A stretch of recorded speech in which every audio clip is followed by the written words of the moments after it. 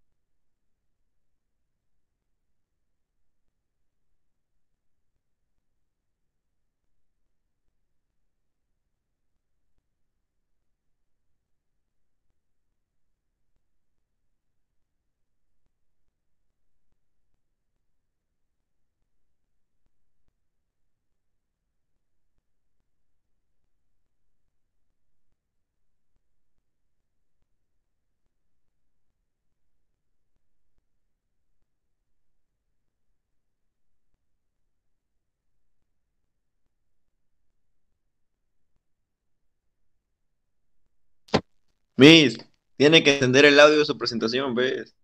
Si no, no sirve.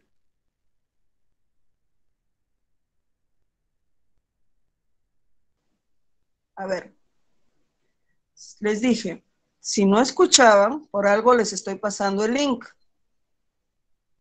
Por algo les pasé el link. ¿Ok? Entonces, han estado ustedes entrando después. Estábamos haciendo un recordatorio porque básicamente el día de hoy tenemos que hablar de proteínas y les pasé el link. Ahora, algunos se incorporaron después. Les he vuelto a pasar el link. ¿Ok?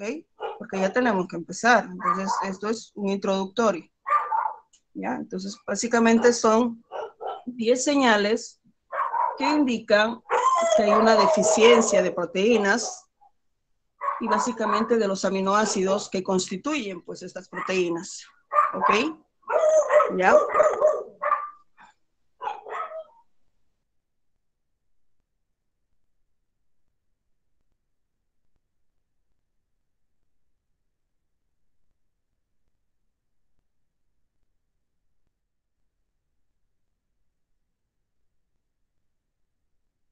Vamos a empezar ya la clase del día de hoy. ¿Ya? Solamente dos cosas, ¿ya? Les puse el link.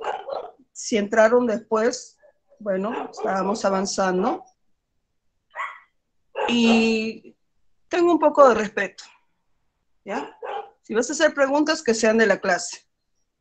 Dos, te he pasado el link, se les va a poner el video nuevamente en su material para que lo terminen de ver.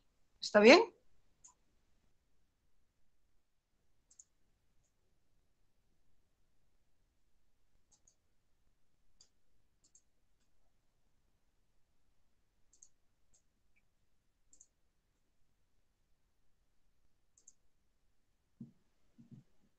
Ya. Entonces, el día de hoy tenemos que hablar precisamente de proteínas, la definición de ellas, y es importante, a la estructura, que son los péptidos, los niveles de organización y la clasificación. Y también de las enzimas. Las enzimas, dicho sea de paso, son un tipo de proteínas importantísimas también para el adecuado funcionamiento de nuestro organismo, y también veremos acerca de los ácidos nucleicos y estaremos hablando pues no solamente del ADN y del ARN, sino también de otros ácidos nucleicos importantes para el funcionamiento adecuado de nuestro organismo, como es el adenosín trifosfato, el adenosín monofosfato cíclico y también la importancia que cumplen ellos dentro de un funcionamiento adecuado para nuestro organismo. Bien, cuando hablamos de proteínas, la palabra proteínas viene haciendo alusión a un dios griego que se llamaba Proteus. Cuando Proteus llegaba a algún lugar, siempre llegaba diciendo, yo soy lo esencial. Ahora, ¿cuál era el poder que tenía este dios? Tenía el poder de transformarse en lo que él quisiera. De esa manera podía viajar a diversos lugares. Y las proteínas van a ser los compuestos orgánicos más abundantes en nuestro organismo y por lo tanto van a ser bastante versátiles porque cumplen diferentes funciones. Entonces, las proteínas son compuestos orgánicos, si es que hablamos de su composición química, pues decimos macromoléculas orgánicas cuaternarias. ¿Y por qué cuaternarias? Porque presentan 4 elementos básicos, que son el carbono, hidrógeno, oxígeno y nitrógeno. Sin embargo, algunas proteínas adicionales a ello pueden presentar calcio, otras fósforo, otras azufre. Como le mencioné, son las más abundantes del organismo y representan entre 50 y 70% de nuestro peso corporal. Ahora tú dices, ¿no? Profe, pero las semanas usted nos dijo que en la pirámide alimenticia 40% era de carbohidratos, el 30% que teníamos que tener frutas, verduras y el otro 20% era de carbohidratos de origen, o de proteínas de origen animal. Pero acá dice que hay un gran porcentaje.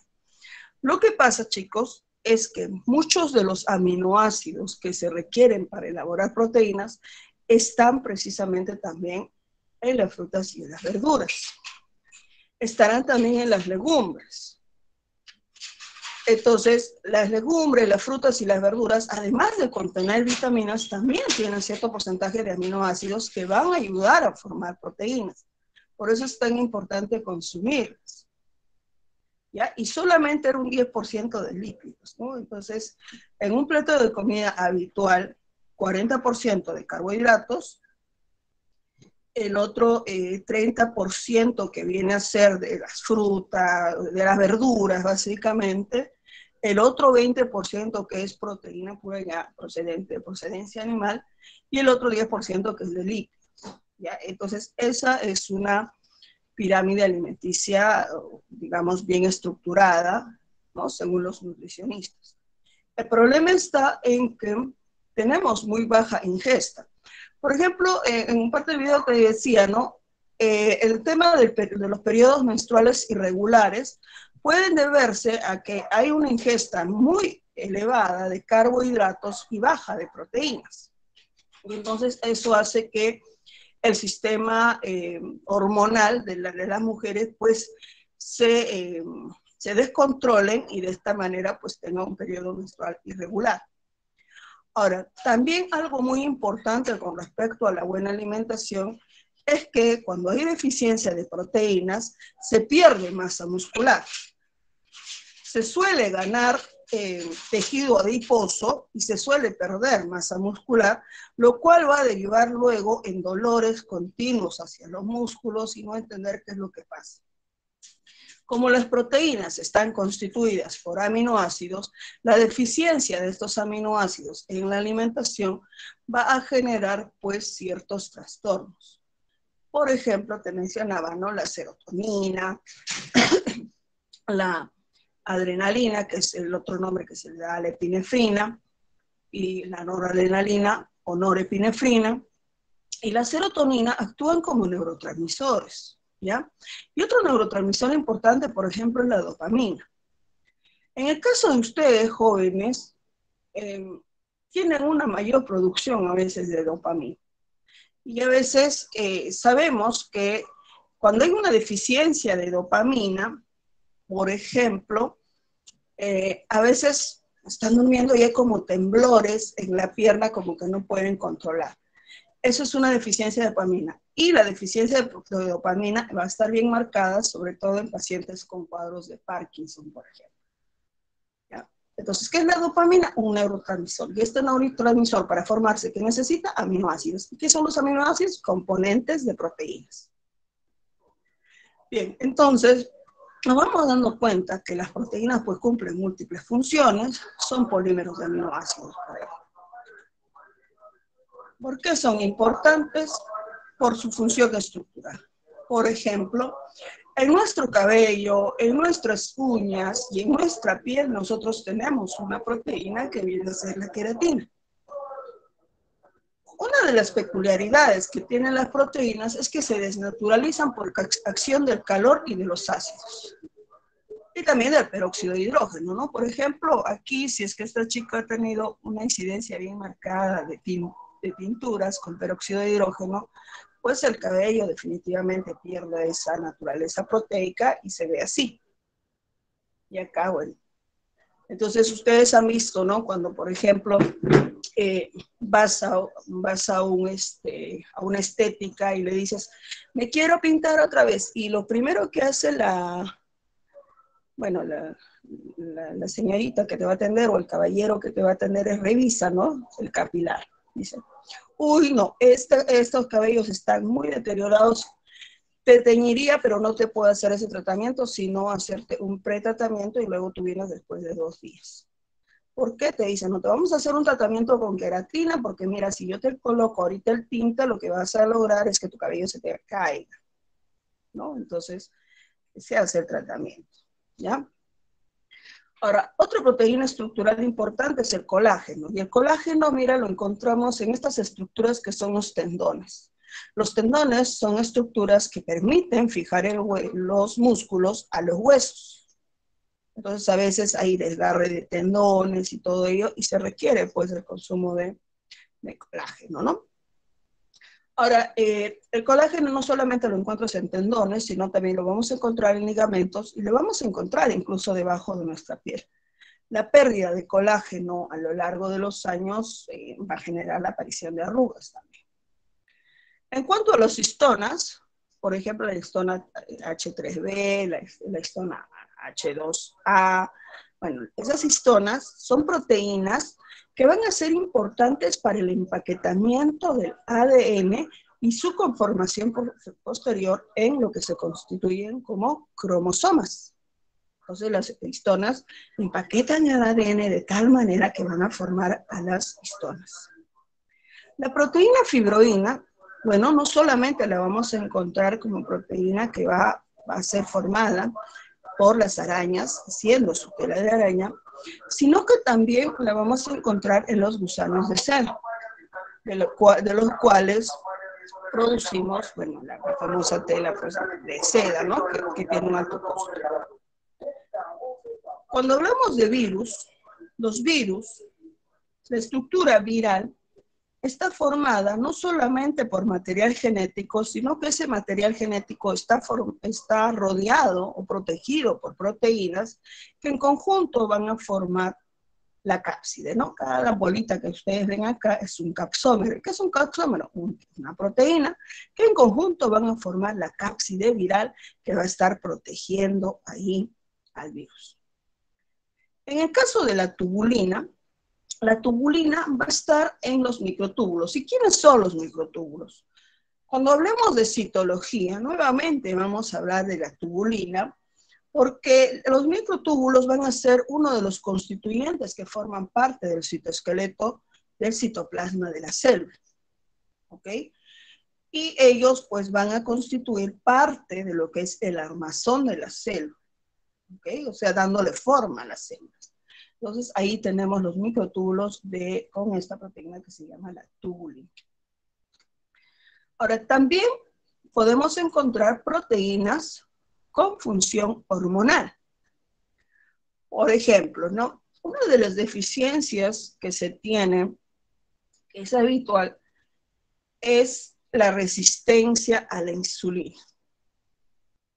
Ahora, hay que entender acá un aspecto. Ya generalmente cuando una persona no produce insulina, entonces hay que inyectar la insulina, que es una proteína cuya responsabilidad es la de llevar precisamente la glucosa al interior de las células. Pero un detalle, para que esa glucosa ingrese al interior de las células, en las membranas de las células tienen que haber otras proteínas que son sus receptores. Es así, ¿no? Entonces hay un receptor específico para la insulina y ese receptor le dice, ok, usted tiene que pasar acá si está, es como quien le da a alguien un permiso, ¿no? Usted tiene el permiso de ingresar usted con lo que está trayendo que viene a ser la glucosa. Y entonces ahí tenemos a la insulina. Pero un detalle que muchos desconocen es que a veces cuando hay una ingesta continua y excesiva de carbohidratos, se genera una intolerancia a la insulina. Profe, ¿qué es la intolerancia a la insulina? ¿Se acuerdan que hace un ratito les decía que para que esa insulina ingresara en la membrana celular hay proteínas receptoras para esa insulina? Ya. En la intolerancia a la insulina, estas receptoras ya no se activan. Y por lo tanto, si ya no se activan, entonces ya la insulina no puede ingresar al interior de la célula y eso se conoce como resistencia a la insulina, más conocido como la diabetes mellitus, que es el tipo de diabetes que es mucho más común en la población en general. El otro tipo de diabetes en el cual el páncreas sí no produce nada de insulina se conoce como diabetes insípida. ¿Ya? Entonces, aquí lo que se utiliza son ciertos medicamentos que van a permitir de alguna manera pues que se pueda ingresar la glucosa al interior del organismo. Pero acuérdense que se pudo generar resistencia a la insulina por la ingesta excesiva de carbohidratos. Ahora, si por ejemplo usted está sin consumir alimentos y se necesita precisamente de energía, en este caso glucosa, que tiene que ingresar al interior de la célula y a nivel de la mitocondria realizar el proceso de respiración celular, resultado de ello se produce adenosintrifosfato, que es la molécula energética, ¿verdad? Entonces, si nosotros estamos sin comer, lo que va a salir de nuestro páncreas es una hormona que se llama glucagón. Y esta hormona, lo que se llama glucagón, va a desdoblar al glucógeno, que como ustedes saben, el glucógeno es un polímero de glucosas. Entonces se rompe el enlace glucosídico y nuevamente vuelve la glucosa al torrente sanguíneo y nuevamente la insulina, pues permitiendo el ingreso de la misma. Por otro lado, otra proteína hormonal viene a ser, bueno, la somatostatina.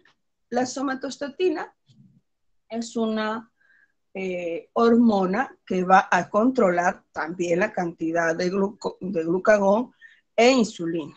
¿Ya? Tiene que haber un control.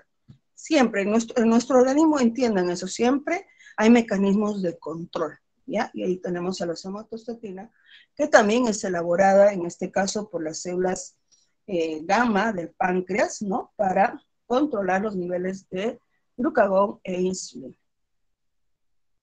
¿Ok? Otra cosa adicional es la hormona calcitonina.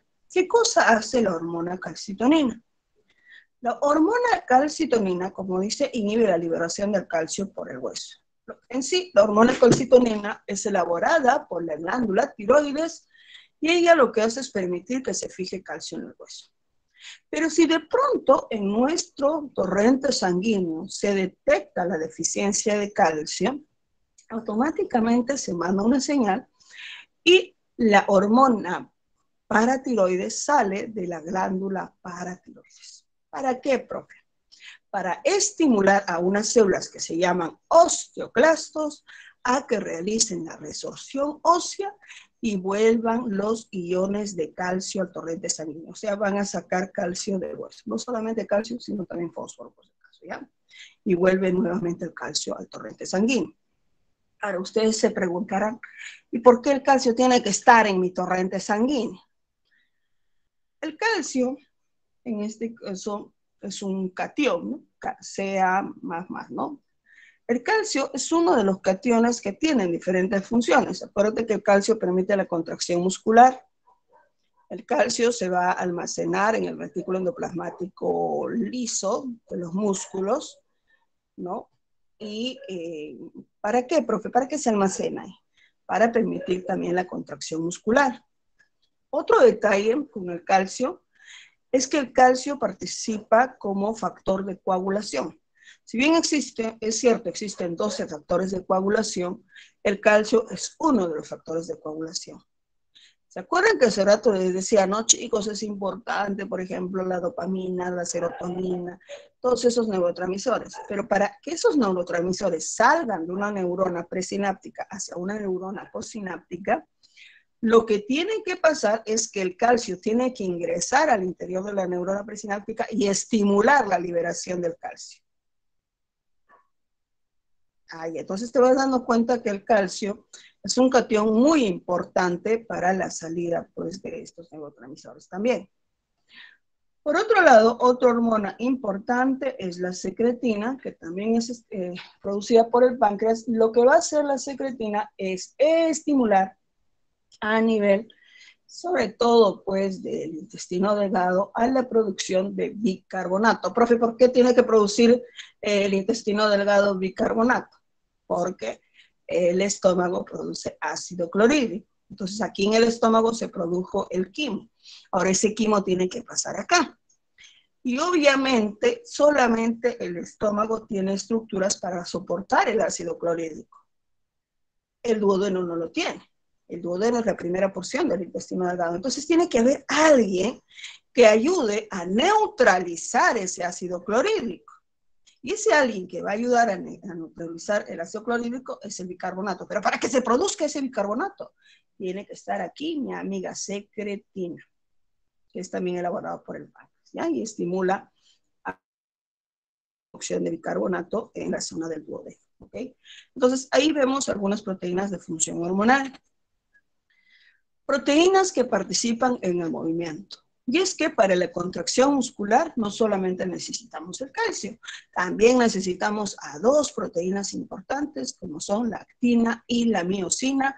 Y obviamente, producto de la contracción muscular, pues se va a liberar energía, ¿no? Ahí se utiliza la energía bajo la forma de adenosín trifosfato. Y también tenemos la flagelina, ¿no? Que permite el movimiento de los flagelos. Existen, por otro lado, proteínas con función de defensa. Mucho se ha hablado en esto del COVID-19, ¿no? Acerca de los anticuerpos o también conocidos como inmunoglobulinas. Estas inmunoglobulinas, para que se produzcan, tienen que recibir la señal de una célula que se llama linfocito B. Los linfocitos B mandan una señal hacia el plasma sanguíneo, donde están las proteínas llamadas globulinas, y estas dos viajan hacia otra célula conocida como plasmocitos para elaborar los respectivos anticuerpos. Si bien es cierto, hablamos de la presencia de inmunoglobulina A, inmunoglobulina M, inmunoglobulina D y la famosa inmunoglobulina G, que es la inmunoglobulina más abundante en nuestro cuerpo, tenemos que indicar, chicos, que nuestro cuerpo tiene la capacidad de producir cerca de 10.000 inmunoglobulinas. ¿Tantas, profe? Sí. ¿Por qué razón? Porque desde que nacemos y salimos a este inhóspito mundo, vamos a estar siendo atacados pues por diferentes virus y bacterias. Y al transcurrir del tiempo tenemos que ir elaborando los anticuerpos para poderlos contrarrestar. ¿Ok? Por eso es que también se habla, ¿no? Está bien cuidar un bebé con mucho detalle, pero a veces es indispensable también ir dejándolo un poquito, se va a enfermar el bebé, pero tiene que elaborar sus propios anticuerpos. Claro que tiene que ser bastante observadora y la mamá, el papá, los que lo van a cuidar, ¿no? Ahora, profe, acá dice otro detalle, dice proteínas de complemento. Esas proteínas de complemento, por si acaso, son elaboradas por el hígado, ¿ya? ¿Y qué cosa van a hacer? Ahí tenemos las famosas citoquinas, ¿ya? Cuando han escuchado ustedes de COVID-19, habrán escuchado hablar de la tormenta de citoquinas y que a veces esta tormenta de citoquinas producía una respuesta inflamatoria muy exacerbada que hacía pues que los pulmones se inflamen demasiado y no se podían desinflamar y bueno, generaba pues algunos cuadros dramáticos, ¿no? Cuando una inflamación demasiado alterada y que esta persona podría tener un cuadro de hipertensión y de pronto la inflamación producía cuadros de trombosis o ruptura de vasos sanguíneos, ¿no? Y eso ya generaba complicaciones. Entonces, el sistema de complemento es importante para el sistema inmunológico, ¿no? Cuando vamos a ver sistema inmunológico más al detalle, ahí vamos a hablar de las citoquinas diferentes. Y otra proteína que también es elaborada por el hígado es el amigo interferón. Y es que resulta que nuestro amigo interferón se activa ante la presencia de virus. Es una proteína de bajo peso molecular, les comentaré. Cuando el virus ataca, el interferón lo detecta y tiene tres funciones. Una primera señal, ¿no? Dice, le manda a las células para qué? para indicarle, ¿sabes qué? Como hay proteínas receptoras en la membrana celular de la célula que va a ser atacada, lo que es el interferón es indicar que no dejen pasar a ese virus, ¿ok? Es que como que inhibe el ingreso del virus. ¿Qué más hace el interferón? Otra cosa que hace el interferón es mandarle la señal a los linfocitos B. ¿Para qué, profe? Para que inicie la elaboración de anticuerpos contra el virus. Otra acción que hace el interferón es estimular a los macrófagos a que fagociten a aquellas células que estén siendo atacadas por virus y también estimula a las natural killer, que son otras células de defensa, a que fagociten a aquellas células que están siendo atacadas por virus. Mientras va haciendo eso, el interferón lo que hace también es incrementar la temperatura. Ustedes se habrán preguntado, profe, ¿por qué siempre cuando aparece una infección, sea bacteriana o viral, se incrementa la temperatura? ¿Cuál es la razón? Resulta, chicos, que a mayor temperatura, la respuesta inmunológica, nuestros neutrófilos, macrófagos, eosinófilos, bueno, dependiendo del agente patógeno que haya ingresado, van a tener una mayor capacidad. Profe, ¿pero por qué mayor capacidad? Mira, escucha. La fiebre hace que los vasos sanguíneos se dilaten un poquito. Al dilatarse un poquito, los vasos sanguíneos se adelgazan un poquito. Y tú dices, ¿y para qué sirve que mis vasos sanguíneos se adelgacen un poquito? Lo que pasa, chicos, es que hay una de las propiedades que tienen nuestros neutrófilos que se llama la diaperesis, que es la capacidad de atravesar el vaso sanguíneo en busca precisamente del agente patógeno. Para eso es la fiebre, ¿ya?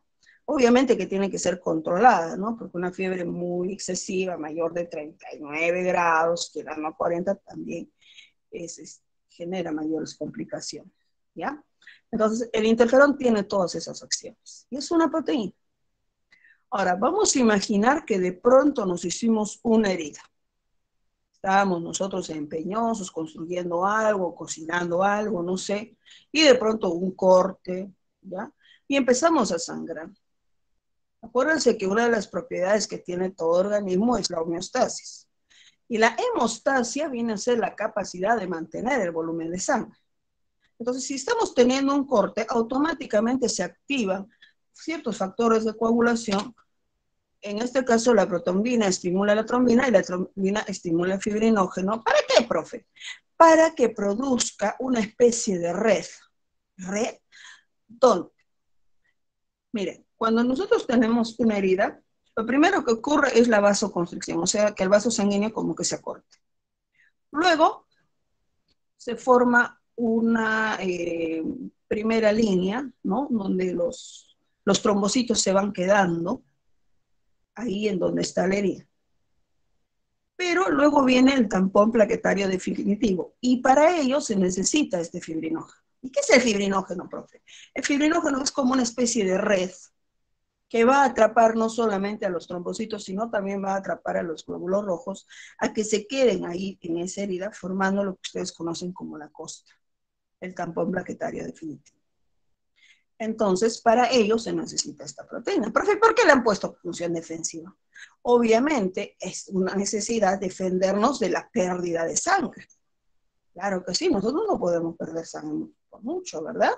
Entonces, ahí está, la trombina participando y estimulando la formación de otro factor de coagulación, que es el fibrinógeno, que hace como una especie de red que atrapa a los eritrocitos y a los trombocitos para quedarse ahí formando la costra.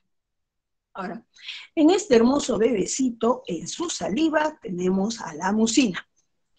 Nosotros tenemos dos proteínas de defensa en nuestra saliva, la mucina y la lisocima, por si acaso, ¿ya? Pero la lisocima, también les comentaré, la podemos encontrar en nuestras lágrimas y en nuestro sudor. Y la función de la mucina y la lisocima es la de eliminar bacterias. Ahora, proteínas de función enzimática. ¿Qué sería de nosotros, por ejemplo, y a algunos de vosotros, y a quien le habla también le pasa, si toma, por ejemplo, leche sin sin deslactosar, o sea, leche entera. ¿Qué sucede? Que vamos a estar con malestar, se nos hincha el estómago, nos da náuseas, ya estamos mal, ¿no? Entonces, por ejemplo, comemos un quequito que es elaborado con leche normal, leche entera, y de pronto nos cae mal. ¿Y eso por qué? Porque tenemos una baja producción de una proteína de acción enzimática que se llama lactosa, o lactasa, mejor dicho, ¿no? Entonces, la lactasa, como está producida en menos cantidad en nuestro organismo, entonces no desdobla adecuadamente a la lactosa se engloba, como no se rompe el enlace glucosídico y eso nos está generando problemas. Ahora miren, otras proteínas importantes van a ser, por ejemplo, la amilasa salival. La amilasa salival es la que inicia la degradación de los carbohidratos. Si nosotros comemos pan, en el pan hay un polisacárido que se llama el almidón. Ustedes saben que nuestras células necesitan glucosa, no necesitan almidón. Entonces, lo que hace la amilasa salival es romper el enlace glucosídico y transformarlo en disacáridos. Profe, pero nosotros no lo vamos a absorber como disacáridos, en efecto, pero ya al menos se desdobló el almidón. Cuando esos disacáridos lleguen a tu intestino delgado, en el intestino delgado se producen las disacaridasas. Ahí estará la maltasa, la sacarasa, la lactasa, ¿no? Que desdoblará a estos disacáridos para que se conviertan en monosacáridos y puedan ser aprovechados oportunamente por nuestras células. Entonces ahí tenemos la amilasa salival. Además también tenemos la amilasa pancreática, les contaré. La catalasa, por otro lado, es una enzima que está presente en una organela celular llamada peroxisoma y es responsable de degradar al peróxido de hidrógeno, que ustedes lo conocen más como agua oxigenada, que se produce en nuestro organismo por el proceso metabólico y que va a ser tóxico, ¿no? Entonces tiene que ser eliminado gracias a la acción de la catalasa. Y también tenemos la enzima citocromo oxidasa que va a participar activamente durante la respiración celular. Proteínas, por otro lado, de función transportadora, es decir, nos van a ayudar a transportar alguna molécula. En este caso podemos encontrar a la hemoglobina, proteína indispensable que está presente en nuestros eritrocitos o glóbulos rojos y que va a tener la responsabilidad de transportar oxígeno. No solamente oxígeno, sino también dióxido de carbono. Cuando la hemoglobina se combina con el oxígeno, se llama oxihemoglobina, y si se combina con el dióxido de carbono, se llama carbaminohemoglobina. Cuando hay una deficiencia de hemoglobina, la persona siente agitación cuando va a correr. Mientras que su otro compañero ya corrió 2 vueltas y están tranquilamente respirando, el paciente con deficiencia de hemoglobina, una pequeña vuelta o media vuelta y está agitado. Se marea continuamente, tiene problemas de concentración, se cansa, tiene mucho sueño, y eso es porque no se está llegando el oxígeno a las células. ¿Y por qué? Porque hay deficiencia de hemoglobina. Ahora tú dirás, ¿no, profe? ¿Por qué una persona con anemia siente tanto cansancio? Mira, tu pregunta es buena. A ver, dígame usted, ¿por qué una persona con deficiencia de hemoglobina siente mucho cansancio? ¿Por qué creen? Muy bien, no se oxigena. Y si no se oxigena, no va a haber respiración celular. Muy bien, André. Profe, si no se oxigena, entonces el oxígeno no va a degradar a la glucosa. Resultado, no se va a producir ATP. Entonces no va a haber energía. Excelente respuesta. ¿Ya? Por eso es que el paciente con anemia está así cansado y con sueño, ¿no? Profe, pero ¿por qué tiene tanto sueño? Lo que pasa, chicos, es que dentro de las células de nuestro cuerpo que más necesitan oxígeno, aparte de las células musculares, son nuestras neuronas. Entonces, nuestras neuronas de alguna manera se tienen que asegurar de esa reserva de oxígeno. Y cuando esto sucede, y se van percatando que hay una falta de oxígeno, automáticamente mandan una señal y dicen, ¿sabes qué? Hipotálamo, sí señor, cerebro, ¿no? Hipotálamo, ¿sabes qué? Haz dormir a este sujeto, sea varón, sea mujer, ¿no? Profe, ¿por qué? Lo que pasa es que controla el sueño, el hambre, la sed, el sueño es el hipotálamo. Entonces, cuando hay deficiencia de oxígeno, automáticamente el hipotálamo manda una señal para que usted le dé sueño y usted duerma y esté cansado. ¿Por qué? Porque hay poco oxígeno y entonces no se puede distribuir ese oxígeno en otras actividades. ¿Ok? Ahora, en el caso de los animalitos, si nosotros tenemos hemoglobina, los invertebrados tienen hemocianina. Básicamente los artrópodos, algunos nematodos también, ¿no? Tienen hemocianina. Algunos invertebrados marinos tienen hemeritrina, ¿ya? Hemeritrina. Y también tiene hemeritrina, ¿saben qué? Los anélidos, en este caso la lombriz de tierra, ya que la hemeritrina también presenta hierro. En cambio, la hemocianina presenta cobre. La hemoglobina presenta hierro. ¿Ok? Ahora, acá el citocromo es una proteína transportadora con función vital en el transporte de energía química a todas las células. Ahí está lo importante del citocromo también. Y la mioglobina, que transporta oxígeno a los músculos. Y algo muy importante de la mioglobina, chicos, no solamente es que transporte oxígeno a los músculos, sino que también almacena oxígeno a nivel de los músculos. Ah, profe, entonces quiere decir que cuando mis músculos empiezan a hacer respiración celular anaeróbica y empiezan a producir ácido láctico, es porque ya se acabaron la reserva de oxígeno de la mioglobina. Claro. Ojo con eso, ¿ya? La mioglobina no solamente transporta oxígeno a los músculos, sino también permite la reserva de oxígeno a nivel muscular. Bien. Ahora, algunas actúan como venenos, ¿no? Por ejemplo, la manitina es un veneno que está presente en estos hongos. Hay que saber diferenciar. ¿Por qué, profe? ¿Por qué? Mira, por ejemplo, el champiñón y otros hongos que consumen bastante en España tienen una buena cantidad de ciertos aminoácidos esenciales, ¿ya?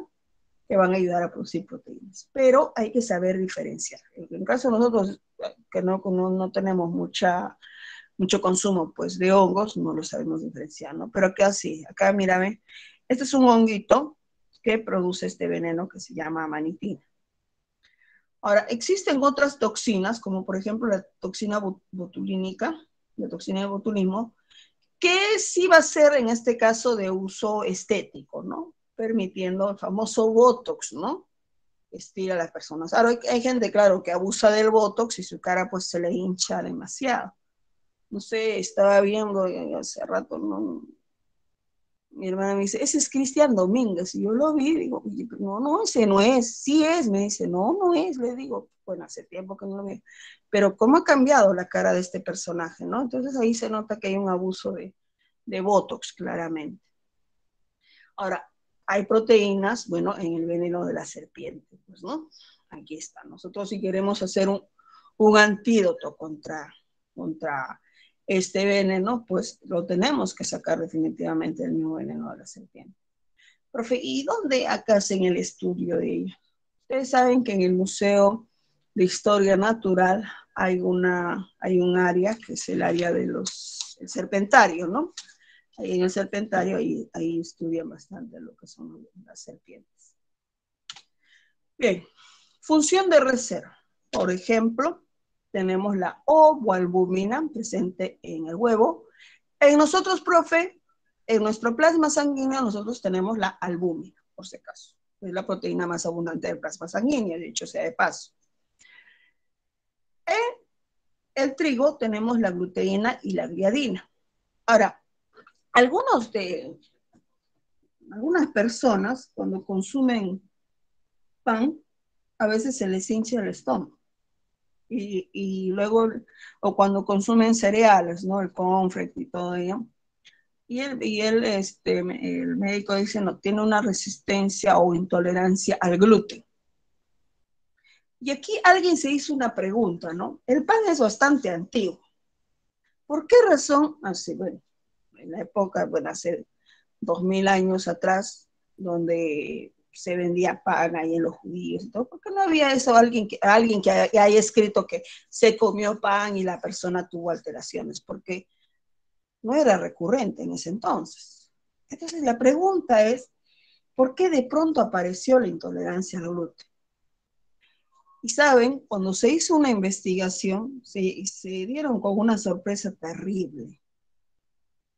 Aquello que se creía que era intolerancia al gluten, en realidad era una respuesta del organismo a las toxinas que se habían encontrado en precisamente estos productos como es el trigo. Profe, pero ¿cómo es posible que el trigo tenga toxinas?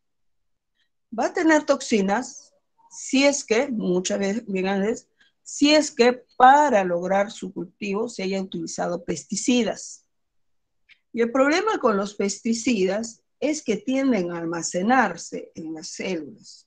En este caso se almacenaron aquí en las células de, justamente, lastimosamente, de las semillas. Entonces, obviamente, pues el agricultor saca, vende las semillas, se cuesta ¿no? Se tuesta el trigo, se pela y se hace la harina de trigo y producimos el pan. Mira, ya hecho harina y hecho polvo, aún así la toxina persistía. Y eso genera lo que llamamos la intolerancia al gluten. Y no es porque sea una intolerancia a estas proteínas, sino que lastimosamente este trigo pues tenía toxinas. Eso es lo que se descubrió, pero siempre dicen, no, intolerancia al gluten, bueno, intolerancia al gluten, entonces no comen pan. Pero no es tanto eso, sino es que lastimosamente hay pesticidas. Y eso se va descubriendo y por eso, bueno, en Europa ellos tienen mucho cuidado ya del uso de pesticidas, ¿no? Ya se está tratando ahora de lo que se llama de la agricultura netamente verde, tratar de producir pues productos, ya se utiliza un poco de ingeniería genética pues para evitar básicamente el uso de pesticidas. Acá en Latinoamérica todavía se sigue utilizando en algunos casos pesticidas, además acá en Perú lastimosamente se sigue utilizando un pesticida que fue erradicado como el DDT, ¿ya? Pero hay un detalle con respecto aquí al gluten. Y bueno, una proteína reserva en el maicito, que a ustedes les agrada también, es la ceína, ¿ya? Bien, función antimicrobiana, tenemos a la gramicina, que lo utilizamos como antibiótico para tratar algunos casos de conjuntivitis, por ejemplo, la amilfosfina, que es un antiprotozoario que ayuda a eliminar a la Leishmania brasilensis, que es la causante de la famosa leishmaniasis, ¿no? O lo que conocemos como UTA, ¿ya? Por si acaso. Neuropéptidos. Aquí tenemos a los neuropéptidos, encefalinas, sustancias como las endorfinas. Profe, la endorfina, ¿qué cosa? Bueno, cuando hablamos de los neuropéptidos, ¿no? Ahí teníamos a los neurotransmisores, dopamina, serotonina, la endorfina, por ejemplo. Profe, ¿para qué sirve la endorfina? Imagínate que estabas cortando algo, te hiciste un cortecito. Ya, profe, ya actuó mi tropomiosina, mi fibrinógeno, ok. Pero el dolor de pronto va disminuyendo. Y para que disminuya el dolor, se ha tenido que liberar la endorfina. Los neurotransmisores, exacto. Ahí está. ¿Ya? Ahí está. Bien, ahora función antioxidante. Por ejemplo, tenemos el glutatión que nos ayuda en el sistema inmunológico, que nos ayuda a desintoxicar el organismo y además nos proporciona energía. Función reguladora. Aquí tenemos las ciclinas. A veces nos preguntamos por qué razón en una persona se da algunos tipos de cáncer, por qué razón una célula pasa a multiplicarse, y eso es porque no hay una buena función de las ciclinas. Ellas son controladoras del ciclo celular y sus concentraciones varían a lo largo del ciclo, ¿no? Por ejemplo, las ciclinas G1S promueven el crecimiento de la célula, aquí, y preparan a la célula para su respectiva replicación del material genético. Entonces, la ciclina S, ella va a ser indispensable, pues, para la replicación adecuada del ADN. Las ciclinas M, ellas regulan los eventos de la mitosis, pero algo importante que hace la ciclina M, ¿no? Mire, por ejemplo, la ciclina G1 dijo, promovió el crecimiento. La S hizo que se dé una replicación celular. Lo que hace la ciclina M es hacer las siguientes preguntas, ¿no? Es como un controlador. ¿El ADN se ha completado adecuadamente y está completamente replicado? ¿El tamaño de la célula es correcto? ¿El ambiente es favorable para que se realice la mitosis? Si las respuestas son positivas, entonces se entra a la mitosis o también a la meiosis, dependiendo, ¿ya? Ahora, resulta que en el periodo G1 hay una ciclina importante que es la ciclina D. La ciclina D determina si esa célula, ¿no?, está en tamaño correcto, el ambiente es favorable, pero algo más. Profe, ¿por qué acá dice que determina si la célula entra o no en G0? ¿Qué es el periodo G sub 0? Es un periodo que indica que la célula no va a poder hacer mitosis. Y este periodo G sub 0 se da en 2 etapas. Ya. Cuando hablamos de especialización, vamos a hablar de quiescencia. Quiescencia es como mantener a las células quietas, ¿ya? Quiescencia.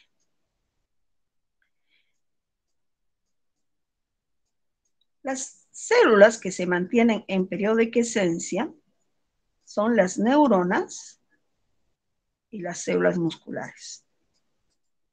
Entonces, cuando te hablan de neuronas y células musculares, como dice tu compañero, es como si son células especializadas. ¿Ok?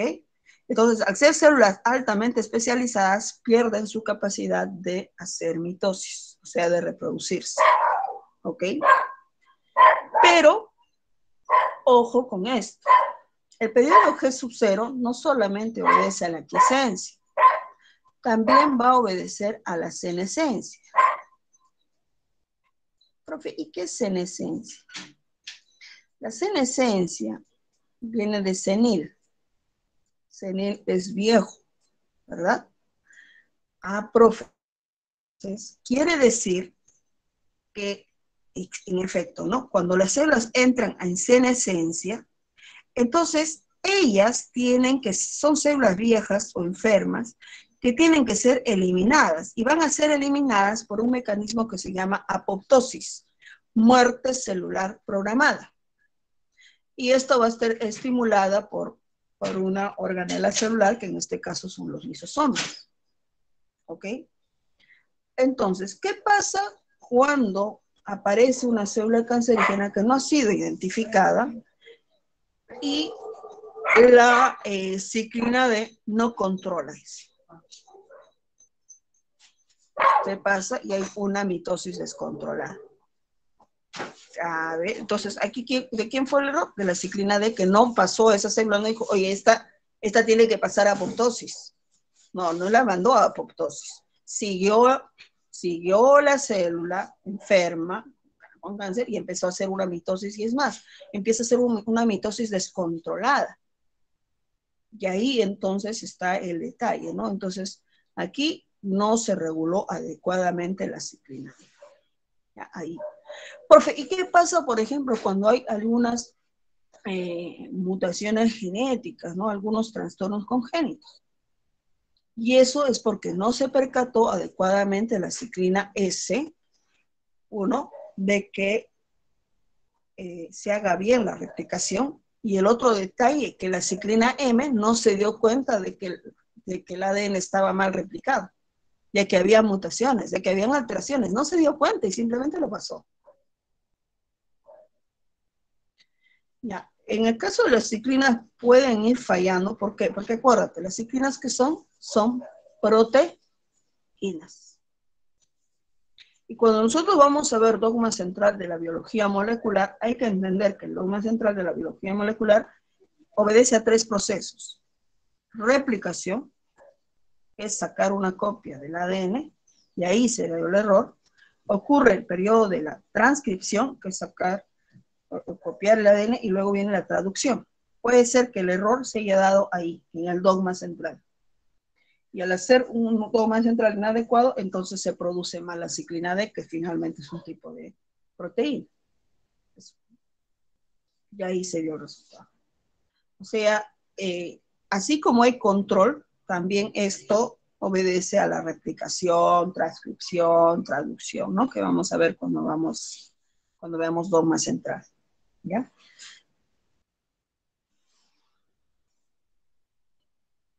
Y por mala suerte, a ver, lo que pasa es que tenemos que tener en cuenta que para producir proteínas son indispensables los aminoácidos. Y cuando necesitamos aminoácidos, que en un ratito vamos a hablar, hay aminoácidos esenciales y aminoácidos no esenciales. ¿Ok? Entonces, hay mucha gente que no se alimenta adecuadamente y entonces descuida la incorporación de los aminoácidos esenciales a su dieta. Y eso ya genera ciertas alteraciones. Otro aspecto importante que también tenemos que tener en cuenta es que recuerden que las proteínas se desnaturalizan por acción del calor y por acción de ciertos químicos. A veces sin querer vamos a estar sometidos frente a, en algunos casos, ciertas radiaciones, sin querer, ¿no? Y ciertos contaminantes también en el entorno que nos van a afectar definitivamente. Entonces eso puede generar una alteración en la producción adecuada de nuestras ciclinas y empieza toda una complicación. ¿Ok? Bien, continuamos. Participa en el reconocimiento celular, ¿no? Nosotros les mencionaba hace un rato, ¿no? Por ejemplo, cuando un virus tiene que ingresar al interior de la célula, a nivel de la membrana celular tiene que haber receptores. ¿Se acuerdan que les hablaba de la insulina, ¿no? Si la insulina tiene que ingresar al interior de la célula, tiene que haber a nivel de la membrana celular receptores, ¿ya? Entonces, esos receptores participan en el reconocimiento para permitir el ingreso, puede ser una bacteria, de virus o de alguna hormona, ¿no? Esencial para el organismo, para la célula básicamente. Transductor. Aquí tenemos, por ejemplo, a la rodopsina, que es una proteína que la vamos a encontrar aquí en los bastones que están en nuestra retina y que permiten, pues, la visión de los colores, ¿ya? Esta es inestable y se altera fácilmente por la energía lumínica, vemos, ¿no? Se decolora y descompone por la exposición de la luz y se regenera en la oscuridad. ¿Dónde están los bastones? Están en nuestra retina, ¿ya? Por ejemplo, ¿no? Cuando una persona pierde la visión, le hacen el análisis, revisan la retina, ¿no? Entonces, a veces, no, señor, usted tiene un desgarre de retina. Entonces hay que operar urgente porque si no se va a quedar ciego, en algunos casos, ¿no? ¿Por qué? Porque justamente en la retina están los conos y los bastones que van a recibir esa luz, eso que miramos nosotros, y toda esa información, esos conos y bastones de la retina lo van a llevar directamente hacia el nervio óptico, que es el segundo par craneal, y ese nervio óptico se va a conectar directamente con el lóbulo occipital, que es ahí donde vamos a traducir lo que estamos mirando. ¿Ok? Entonces, por eso es tan importante la retina. Y ella tiene, pues, a los conos que van a recibir los colores, bueno, lo que es blanco, negro, ¿no? Y los bastones que reciben los colores, básicamente. Bien. Edulcorantes, que también hay proteínas edulcorantes, por ejemplo, el aspartano. ¿Ya? Y este aspartano pues se utiliza mucho en estas bebidas. ¿Por qué, profe? Porque es más dulce que el azúcar. O sea, si bien es cierto, las bebidas gaseosas tienen azúcar, ¿no? Cuando queremos un light o sin azúcar, utilizamos este edulcorante. Ahí está, el aspartano. Bien, un pequeño ejercicio dice así. Algunas infecciones virales pueden provocar una reacción inmunológica potencialmente mortal denominada tormenta de citoquinas. Estas últimas son proteínas que participan en la activación de procesos proinflamatorios, antiinflamatorios, producción de anticuerpos y activación de células T helper. ¿Qué rol juegan estas proteínas durante la infección? ¿Cuál será su rol?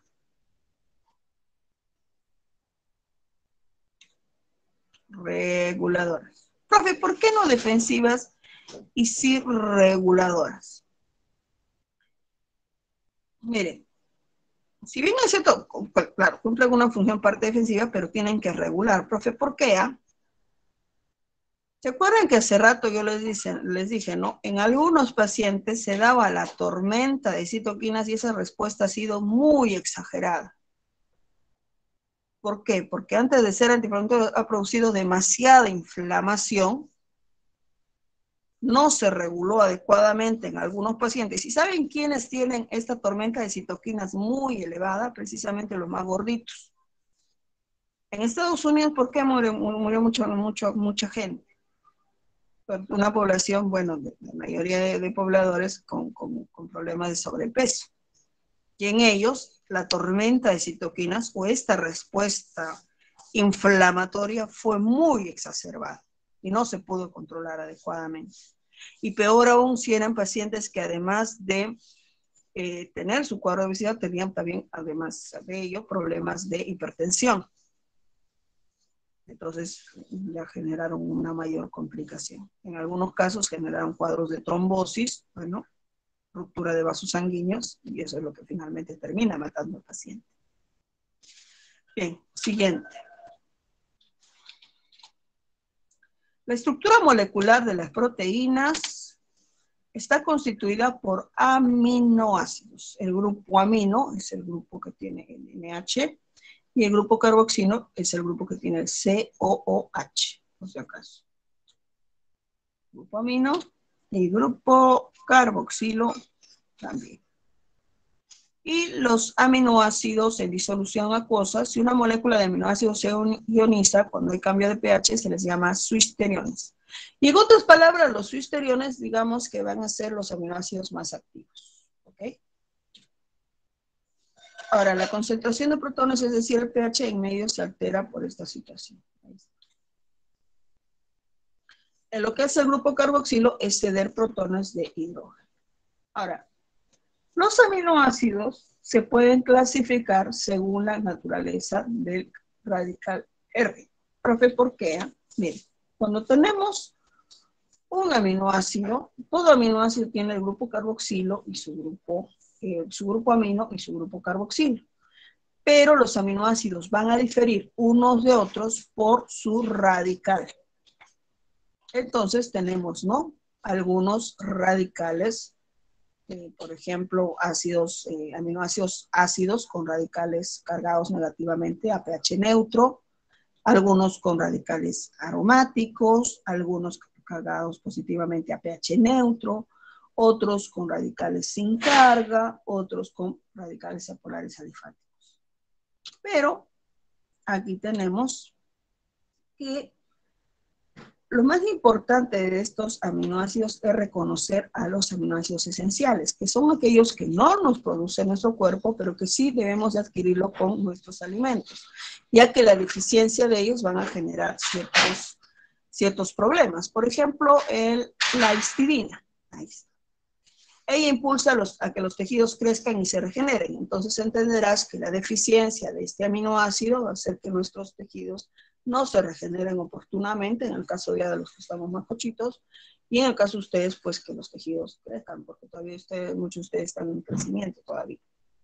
La isoleucina, que regula la cantidad de azúcar en la sangre. Entonces, cuando hay esta deficiencia, puede generar alteraciones, como en este caso, la diabetes, ¿no? La lisina, que nos ayuda a absorber el calcio, además de formar el colágeno y producir anticuerpos. Entonces, tiene funciones importantes. Entonces, la deficiencia de este aminoácido generaría que no absorbamos adecuadamente el calcio, que no se forme adecuadamente el colágeno y tampoco produzcamos anticuerpos.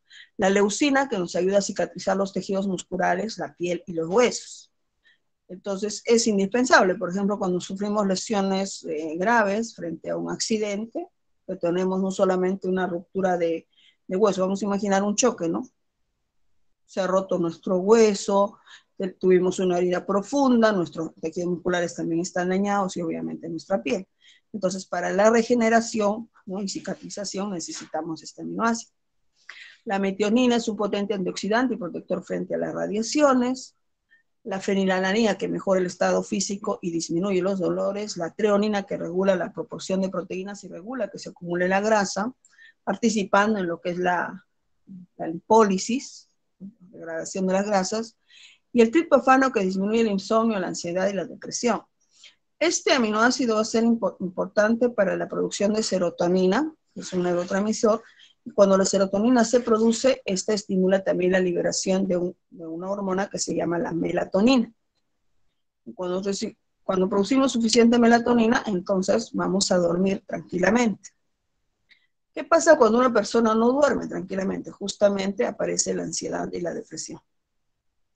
Y la valina, que es esencial para el metabolismo celular. Quiere decir que si hay deficiencia de valina, este proceso de respiración celular no se va a producir. Sí, en efecto, la melatonina se produce en la oscuridad, pero para que se produzca melatonina adecuadamente, primero se ha tenido que liberar serotonina.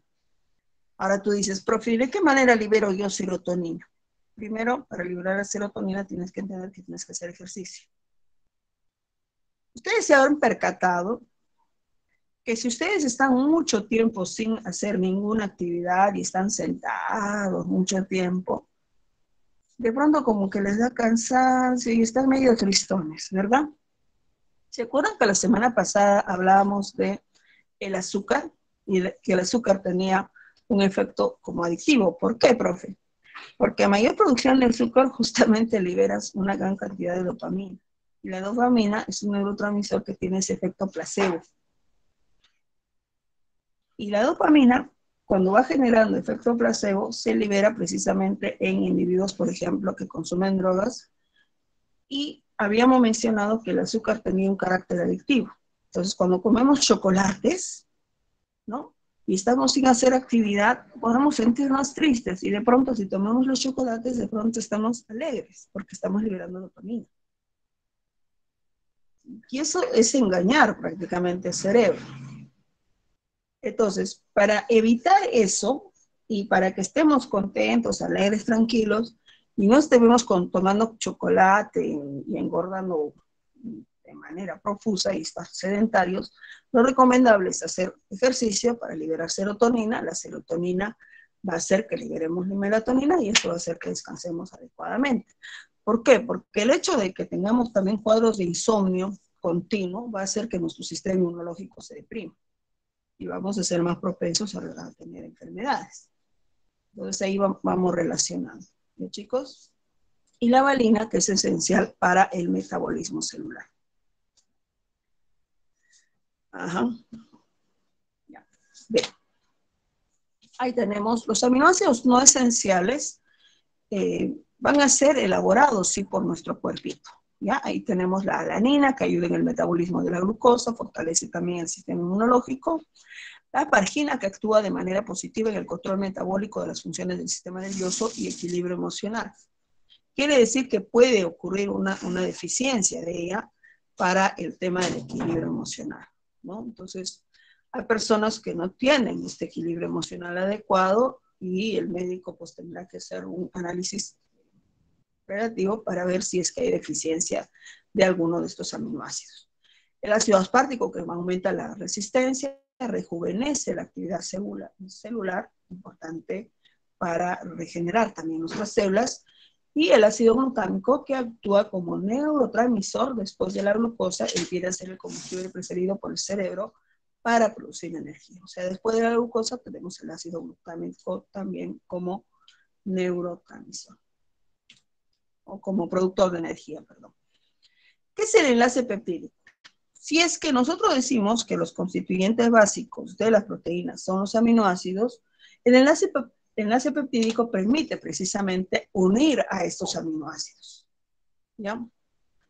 La arginina también es otro aminoácido que va a ser muy útil para la regeneración de ciertos procesos celulares también. Hay que entender que cuando hablamos de aminoácidos, te he mencionado los más importantes, pero de los aminoácidos hay 10 aminoácidos esenciales y 10 aminoácidos no esenciales. ¿Ok?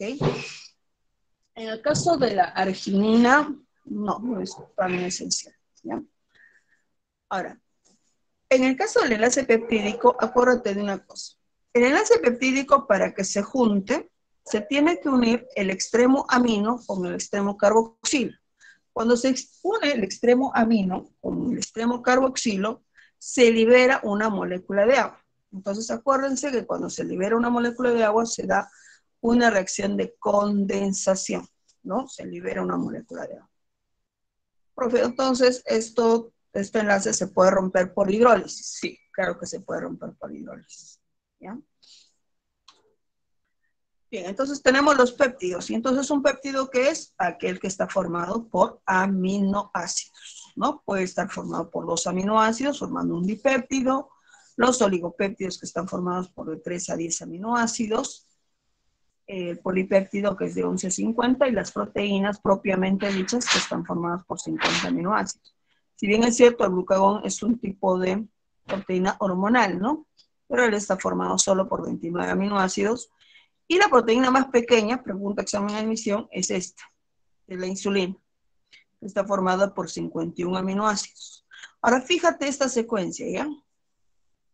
Cuando solamente está formado por aminoácidos, o sea, una sola cadena de aminoácidos, se le dice que estructuralmente esta es una proteína primaria. ¿Ya? ¿Por qué? Porque también podemos clasificar a las proteínas de la siguiente manera, ¿no? Según sus niveles de organización. Primarias, secundarias, terciarias, cuaternarias. ¿Ok?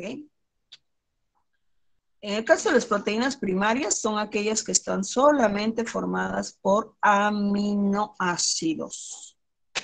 ¿Ya? Ahora, acá hay que entender que las propiedades funcionales identifican la familia a la que pertenece y descubrir los polimorfismos de las proteínas mutantes que causan enfermedades moleculares. Entonces, eso es lo importante de entender el nivel primario. El nivel secundario es como si juntáramos a en este caso, dos niveles primarios. Y estos 2 niveles primarios se pueden juntar por medio de la alfa espiralada, que es esta de acá, ¿ya? O la hoja plegada, que es esta de acá. ¿Ya? Entonces, esto es la hoja beta plegada, que le llamamos, y la alfa espiralada. Eso es porque estamos juntando a dos estructuras primarias. ¿Por medio de quién? Por medio de los chaperones. Por ahí te pueden preguntar, ¿no? Los chaperones, ¿dónde están? Bueno, están ahí en el nivel secundario. En el terciario, es como si juntáramos la hoja plegada con la estructura helicoidal. Y en este punto podemos encontrar las proteínas globulares que presentan una estructura terciaria donde están presentes 2 o 3 tipos de estructuras secundarias. Y las fibrosas que presentan la estructura terciaria al igual que la estructura secundaria, y de ahí que algunos bioquímicos lo consideran solo secundaria. Ahí tenemos proteínas fibrosas o globulares. En el nivel terciario vamos a encontrar, chicos, ciertas fuerzas, en este caso fuerzas fuertes, que son los enlaces puente disulfuro, y las débiles, que van a ser los enlaces puente de hidrógeno. Y otro enlace intermolecular que también es débil, que vienen a ser las fuerzas de Van der Waals, por si acaso. Ahí tenemos, ¿no? Puentes disulfuro en 1, atracción electrostática en 2, la aspargina con la lisina, por ejemplo, puentes de hidrógeno en 3, la glutamina y la serina, y la interacción hidrofóbica entre la tirosina y la fenilalanina. Son aminoácidos, por si acaso. En el nivel cuaternario vamos a encontrar que se van a estar juntando 2 o más estructuras terciarias. Este es el nivel, digamos, más pesado dentro de lo que viene a ser la conformación estructural de las proteínas, ¿ya? Entonces son llamadas oligoméricas y cada uno de sus componentes de estructura terciaria son llamadas protómeros. ¿Ya? Ellos están unidos mediante puentes de hidrógeno y estas proteínas pueden ser globulares o fibrosas. Ahora, dentro de las propiedades es que las proteínas son específicas, sobre todo en el caso de las enzimas y las inmunoglobulinas que también forman anticuerpos, ¿no? Entonces van a ser específicas. Pueden ser solubles, tenemos proteínas fibrosas insolubles y proteínas globulares solubles, y esto van a depender de su radical R, ¿ya? En ello influye la salinidad del medio y el pH del medio. Pueden tener un comportamiento ácido-base, y este comportamiento ácido-base se define también por su radical R. Profe, ¿aquí no tienen que ver el grupo carboxilo y el grupo amino? No. ¿Por qué razón? Porque este grupo carboxilo y grupo amino desaparecen cuando se forma el enlace peptídico. Ahora, dentro de todas las propiedades de las proteínas, lo más importante que te van a decir es el tema de la desnaturalización. Y es que unas proteínas se desnaturalizan por la temperatura, pH y sustancias. Pero ojo con esto, ¿ya? Una proteína, cuando se desnaturaliza, puede perder su estructura cuaternaria, su estructura terciaria o su estructura secundaria, pero nunca va a perder su estructura primaria. Ah, profe, o sea, en la desnaturalización de la proteína, sí se mantiene la estructura primaria. Sí, se va a mantener la estructura primaria. ¿Ya? Entonces, ya saben, se da la desnaturalización. En algunos casos se puede renaturalizar. Entonces, aquí ya hemos hablado de estas, ¿no? Proteínas como el colágeno, la queratina, sus funciones, nada más acá clasificar que son fibrosas, otras que son globulares, ahí tenemos a todas estas que hemos hablado. Simples, ahí tenemos la tubulina, la actina, la miosina, y hemos hablado, ¿no? La gliadina en el trigo, la queratina son simples, y las conjugadas. ¿Por qué conjugadas, profe? Porque además de tener el grupo proteico, pueden tener, por ejemplo, algunos metales, como por ejemplo la hemoproteína, como la hemoglobina, que presenta el grupo hemo, que contiene hierro, y la globina, que es básicamente la proteína, ¿no? La mioglobina, la miosina también. Glucoproteínas, como la mucina, el interferón, anticuerpos. Hormonas como la folícula estimulante y la luteinizante, son glucoproteínas. Fosfoproteínas como la casina, la pepsina y la vitamina. Metaloproteínas como la hemocianina, que tiene cobre, y la ferritina. Y lipoproteínas, cuando hablábamos, ¿no?, la semana pasada del colesterol, ¿no?, el colesterol de alta densidad y el colesterol de baja densidad, perdón, el LDL, y el colesterol de alta densidad, que es el HDL, que le llamamos el colesterol bueno, ¿no? ¿Y por qué colesterol bueno? Porque él llevaba el colesterol de los tejidos hacia el hígado para que pueda ser degradado. En cambio, el LDL llevaba el colesterol del hígado hacia los tejidos, y en algunos casos, pues estos se quedaban a nivel de las arterias, ¿no? Y generaban lo que es la arteriosclerosis. Ahora, en caso de las enzimas, ellas van a ser proteínas que tienen una acción catalítica. Ellos lo que hacen es ayudar a degradar ciertas sustancias, y van a hacer lo siguiente, ¿no? Van a liberar o absorber energía, pero van a reducir el tiempo en el cual un sustrato deba ser disociado en este caso. Son biocatalizadores, son altamente específicos. La capacidad catalítica se refiere a que son pequeñas cantidades las que se van a producir para poder realizar una actividad que permita generar los productos. Son sensibles precisamente por su naturaleza proteica, entonces van a ser sensibles a los cambios de temperatura y los cambios de pH. Y van a ser reutilizables, ya que pueden, mientras haya sustrato, terminan de hacer la acción de actuar sobre el sustrato, y si hay más sustrato van a seguir actuando sobre él, ¿ya? Pero tienen que terminar. Entonces, una enzima tiene estas características, ¿no? Tiene aquí en esta parte, que es los aminoácidos de fijación, que básicamente son los que van a reconocer al sustrato. Y una vez reconocido, entonces aparecerán los aminoácidos catalíticos que van a desdoblar ese sustrato. Obviamente el cuerpo estará formado pues por aminoácidos estructurales. Entonces, cuando actúa una enzima, hay que tener en cuenta, ¿no? Acá tenemos el sustrato, accede al sitio de la enzima. Ya este es el sustrato y esta es la enzima. Entonces se da un acoplamiento, se fija, y aquí viene la acción catalítica. Las enzimas actúan sobre el sustrato y finalmente se generan productos. Si es que hay más sustrato, entonces esta enzima otra vez actuará sobre ese sustrato. Pero ya es otro, ¿no? Entonces, mientras haya sustrato, ellas van a estar actuando. Por eso se dice que son reutilizables. Bueno, eso es un modelo, la llave cerradura de Emil Fischer, y el modelo de ajuste inducido de Coleman, que es el que más explica el porqué de la acción de las enzimas. Ahora, existen enzimas digestivas, por ejemplo, la tialina o milasa salival, que desdobla al almidón, la milasa pancreática en este caso, que también desdobla el almidón.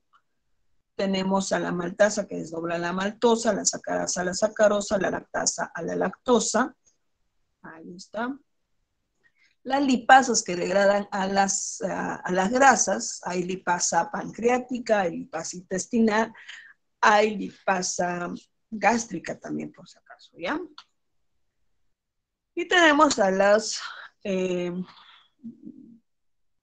proteasas, en este caso la pepsina, que inicia su degradación en el estómago y que proporciona péptidos y aminoácidos, ¿ya?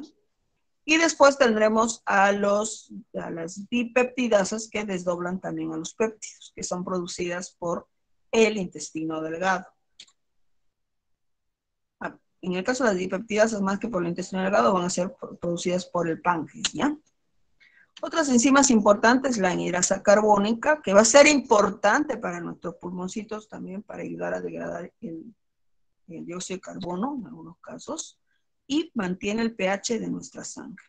La luciferasa es una enzima que la vamos a encontrar en animalitos como la medusa, responsable de la bioluminiscencia de las luciérnagas, por ejemplo, ¿no?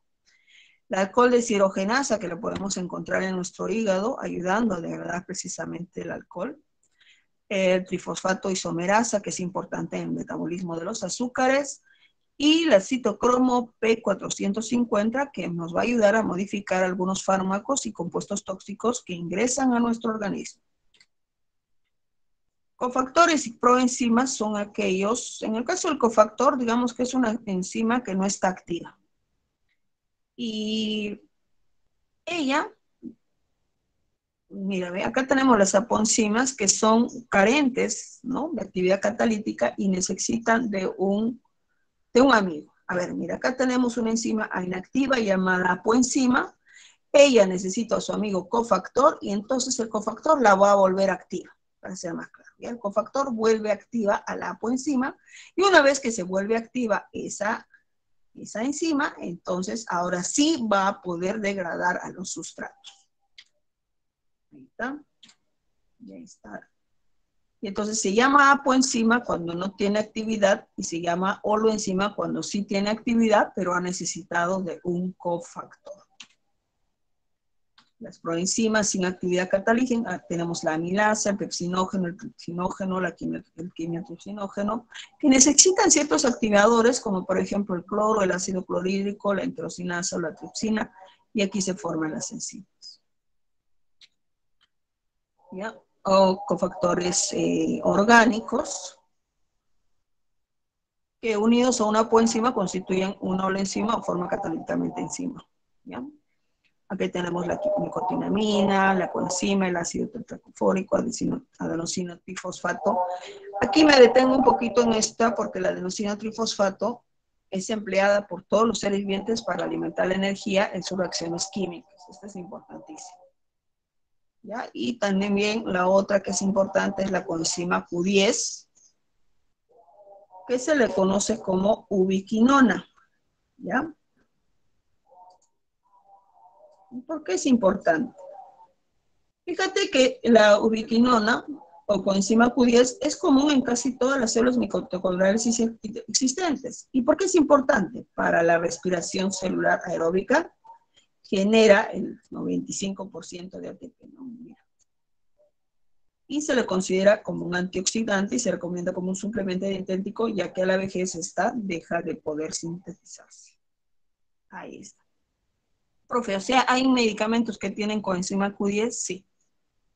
¿No? Entonces, cuando el paciente tiene esa falla energética ya muy viejito, entonces se le puede dar esta coenzima Q10 para que sus celulitas sigan haciendo respiración celular. Un ejercicio, dice, ¿no?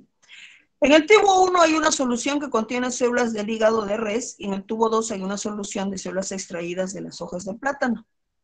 Suponiendo que se desea eliminar por completo todos los componentes de las células presentes en ambos tubos, usted cuenta con 3 enzimas digestivas diferentes. La C digiere los carbohidratos en general. La E, lípidos. Q digiere las proteínas. Para alcanzar su objetivo debes emplear la menor cantidad posible de enzimas, por lo que debe de agregar a los tubos 1 y 2 respectivamente.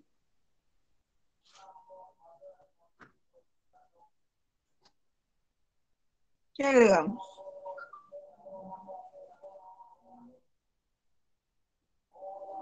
Si me dice hígado de res, hay proteínas, ¿no? Entonces, el hígado de res, aparte de proteínas, puede tener también lípidos, por si acaso, ¿eh? Entonces, al 1, ¿qué cosa le pondré?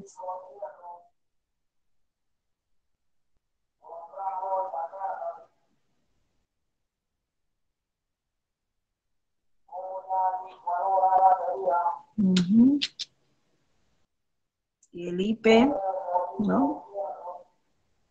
Muy bien. Dice el IP para las enzimas. Ya está. Bien, chicos. A ver. La chimoltrufia se quejó de dolor de estómago y acidez. El botijas le aconsejó que tomara jugo de limón, mientras que el chompiras le aconsejó que tomara leche de magnesio. Al respecto, ¿cuál de estos consejos cree que funcionaría mejor y cómo? ¿Funcionará y cómo?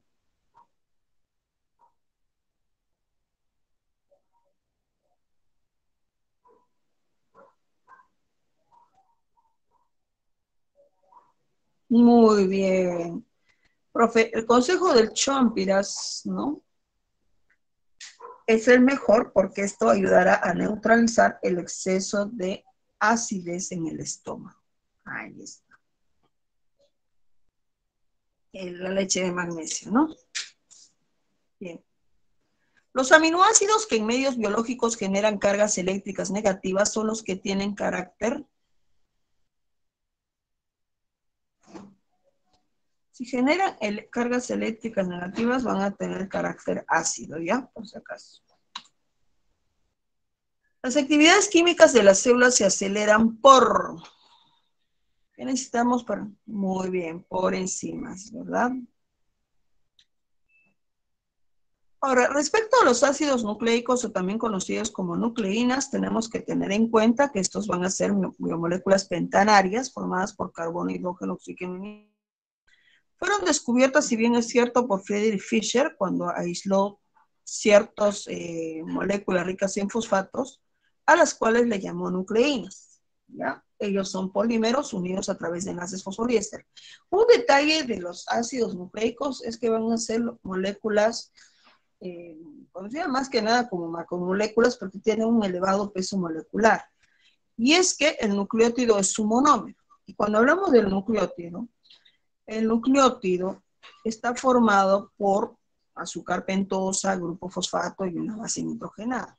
Entonces son 3 moléculas diferentes que se están uniendo ellas y por eso generan una macromolécula más pesada. Ahora, dentro de la importancia que tienen los ácidos nucleicos, es que se encargan de conservar y expresar la información genética. Si bien es cierto, el ácido desoxirribonucleico es el que almacena esa información genética tiene que pasarse hacia el ácido ribonucleico y ese ácido ribonucleico pasará la información para que se sinteticen en el proceso de la traducción las respectivas proteínas. Por eso les decía, ¿no? Hace rato ustedes preguntaban, profe, ¿por qué las ciclinas no funcionan? ¿Qué es lo que pasó acá? Por esta relación que es ADN, la transcripción, la traducción y finalmente la traducción. Entonces, si se hace mal la transcripción o si el error empezó durante la replicación del ADN, ahí se genera también una mala producción de la respectiva proteína finalmente. Entonces, son responsables de la evolución. Los cambios en la posa genética han generado la evolución. Y es que cuando el humano empieza a consumir carne, empieza una ingesta de proteínas y eso empieza a cambiar en él. Ahora, esta evolución pues no fue de un día para otro, tuvieron que pasar millones de años, ¿no? Ahora, también transmiten las características de una generación a otra, ¿no? Por ejemplo, acá está la mamá, la hija, ahora la hija ya creció y acá está su hija. Quiere decir que ella es la nieta de ella. ¿Ya ves? Y te das cuenta que hay mucho parentesco. Existen, no obstante, nucleótidos no nucleicos. Profe, ¿por qué se llaman nucleótidos no nucleicos? Porque no están presentes en el núcleo, pero van a ser muy importantes. En este grupo encontramos a los reguladores metabólicos aportando energía, algunas coenzimas que estábamos viendo hace un instante, y ciertos mensajeros químicos. Por ejemplo, portadores de energía, el famoso adenosín trifosfato, ATP. Y el adenosín trifosfato tiene una base nitrogenada, que es la adenina, tiene un azúcar pentosa, que es la ribosa, y tiene 3 grupos fosfato, que van a tener enlaces de alta energía, dicho sea de paso. Profe, también puede encontrar en el organismo adenosín monofosfato y adenosín, pero el más recurrente es el famoso adenosín trifosfato, el ATP, o también conocido como moneda energética. Sin embargo, también existen algunos cofactores enzimáticos que actúan en procesos de oxidación y reducción necesarios durante el proceso de la respiración celular y que finalmente me darán como resultado la producción de adenosín trifosfato. Entonces, ¿qué moléculas necesito yo para la respiración celular que van a ser ácidos nucleicos, no nucleicos, pero que son indispensables para la producción final de ATP? Se necesita el flavin adenosín binucleotidasa, el FAT y el NAT. El FAT y el NAT actúan durante o se forman durante el ciclo de Krebs, pero luego van a ser transportados a la cadena transportadora de electrones y por reacciones químicas, pues estos se van a transformar en adenosín trifosfato. Y en el ciclo de Krebs, obviamente, también hay reacciones químicas. Durante la glucólisis se produce 2 ATPs y se libera ese NAT, y ese NAT va a ser transportado a la cadena transportadora de electrones para transformarse finalmente en ATP. Este proceso lo vamos a ver en el capítulo respectivo de respiración celular. El adenosín monofosfato cíclico, por otro lado, va a ser un excelente mensajero químico. Profe, ¿por qué? ¿Se acuerdan que les decía que para que ingresen determinadas hormonas necesitamos ciertas proteínas aquí a nivel de la membrana celular? Pregunta, examen de admisión que vino el año pasado, decía, ¿no? Para que una hormona tenga su acción, en algunas ocasiones a nivel del citoplasma se necesita un segundo mensajero químico. O sea, hubo el primer mensajero químico aquí, pero se necesita de activar un segundo mensajero químico. ¿Cómo se llama ese segundo mensajero químico? El adenosín monofosfato cíclico. Existirán determinadas hormonas que van a necesitar a este adenosín monofosfato cíclico para recién poder activarse en el interior de las células diana sobre las cuales deben de actuar. ¿Ya? Ahora, ¿cuál es la estructura molecular básica de un ácido nucleico? Pues son 3 moléculas siguientes. Puede ser una base nitrogenada, que puede ser una base nitrogenada púrica, que presenta 2 anillos, o una base nitrogenada pirimídica, que presenta un solo anillo. un azúcar pentosa, que puede ser la ribosa o la desoxirribosa, y un grupo fosfato. Ojo con esto. La base nitrogenada, cuando se une al azúcar pentosa, un nucleósido. Y cuando se forma un nucleósido, ojo que se libera una molécula de agua. Cuando ese nucleósido, por otro lado, se une al grupo fosfato, se forma recién el nucleótido. Y cuando se forma un nucleótido, entonces se libera otra molécula de agua. Pregunta para ustedes. Entonces, para la formación de un nucleótido, ¿cuántas moléculas de agua se liberaron? 2. Muy bien, Ivonne Mejía. 2, profe, porque uno fue cuando se formó el nucleósido y el segunda molécula de agua cuando se formó el nucleótido. ¿Ok? Bien. El azúcar pentosa, como sabe, va a ser un azúcar de 5 carbonos. Acá tenemos a la ribosa y a la desoxirribosa. Y percátate que en el carbono 2, este es el carbono 1 y este es el carbono 2. Carbono 1 y carbono 2. Percátense que en el carbono 2 de la desoxirribosa no hay oxígeno. Por eso es que se considera la desoxirribosa como un derivado de la ribosa.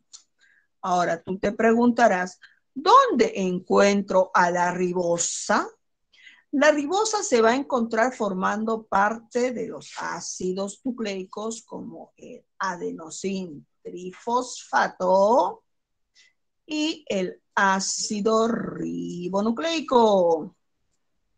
Mientras que la desoxirribosa va a estar presente en el ácido desoxirribonucleico.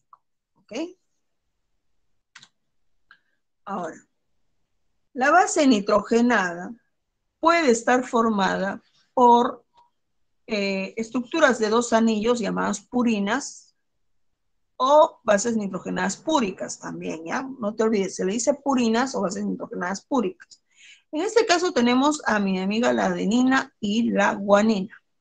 Ojo que estas bases nitrogenadas purinas, o también llamadas púricas, conocidas como adenina y guanina, van a estar tanto en el ADN como en el ARN. ¿Ya? Y las pirimidinas las vas a encontrar que tienen un solo anillo. También se les conoce como pirimídicas, ¿no? ¿Ya? Cualquiera de los dos nombres. Aquí tenemos a nuestra amiga la citosina, que está tanto en el ADN como en el ARN. Luego tenemos a la amiga timina, que es exclusiva del ADN. Y luego tenemos al amigo uracilo, que va a ser exclusivo del ARN. ¿Ya?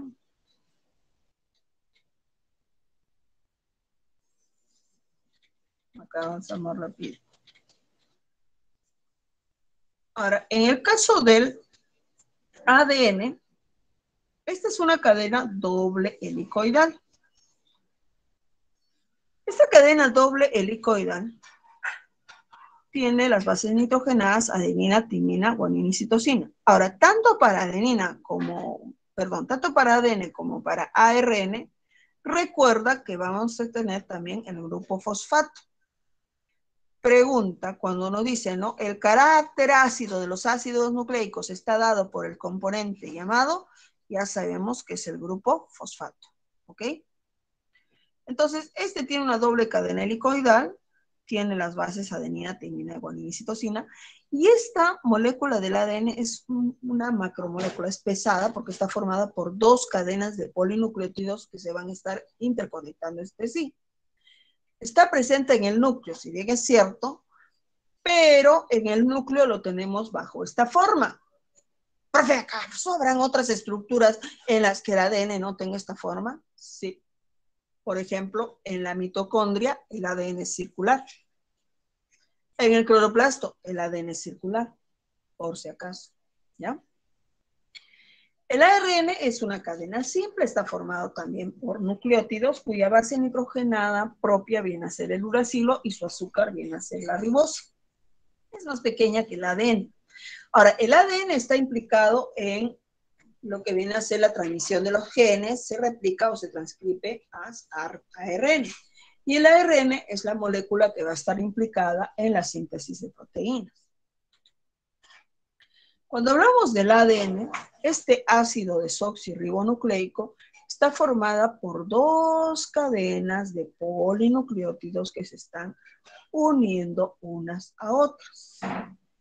Esta cadena obedece a una ley. Ahora, un detalle. Las cadenas se juntan en dirección 3 a 5 y 5 a 3.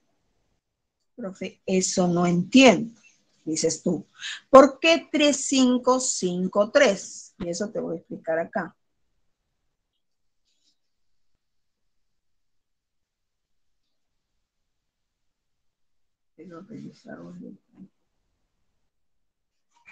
Mira. Fíjate acá, mira, mira. Abre bien los ojitos, mi estimado alumno y alumno. Acá tenemos un nucleótido. Mira, un nucleótido. Acá hay un nucleótido, ¿ya? Este nucleótido está formado por su base nitrogenada, que es la guanina, su azúcar pentosa, que es la desoxirribosa, y el grupo fosfato. Acá tenemos el otro nucleótido que está formado por la base nitrogenada adenina. Acá tenemos el grupo fosfato, el azúcar pentosa, y acá está su grupo fosfato. Profe, eso de 3,5,5,3, eso nunca he entendido. Fíjate que en unos casos, en este caso, mira el azúcar. ¿Ya? Entonces, cuando contamos los azúcares, decimos, no, azúcar 1, azúcar 2, azúcar 3, carbono 3. En este caso, azúcar 1, azúcar 2, azúcar 3, azúcar 4, y aquí hay un azúcar más que el azúcar 5. Ese azúcar 5 está unido al fosfato. Entonces, profe, cuando me dice de 3 a 5, de 5 a 3, ¿a qué se refiere?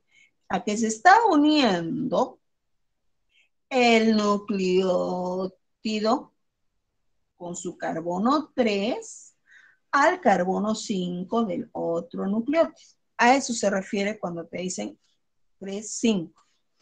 Es por los carbonos que se utilizan con respecto a sus azúcares.